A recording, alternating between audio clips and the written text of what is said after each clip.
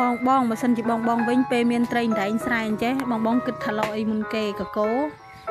អាំងដុតឬក៏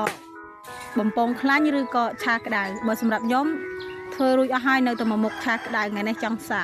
ព្រលឹមឡើងអូយឃ្លានបាយឡើងញើសាច់ខំប្រឹងសរកគីឡូងាកឡើងអត់ហូបបាយហូបតែពីម៉ោង2 4-5ម៉ាត់ក៏ហីទៅ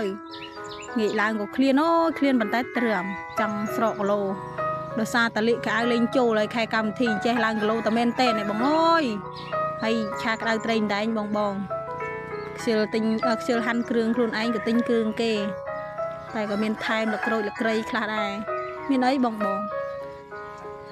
មើលតាមវីដេអូមើលទំនងអត់ដោយសារត្រីនេះមិនមែនត្រីចិញ្ចឹមណាបងត្រីស្រែសុទ្ធខ្ញុំទិញបានណានៅផ្ទះចឹងទៅក៏បងគាត់ឆ្លាញ់រកអានចឹងក៏រកបានមកតិចតួចចឹងទៅក៏ដាក់ទ្រូដាក់លាយបានមកក៏យកមកលក់ឲ្យទៅហើយដូចខ្ញុំនិយាយវីដេអូមុនចឹងឯងពិបាកមែនទេណារឹងរោទំនុកធ្វើមកហូបនេះតែថ្ងៃនេះសាកលបងធ្វើសាកមើលមានអី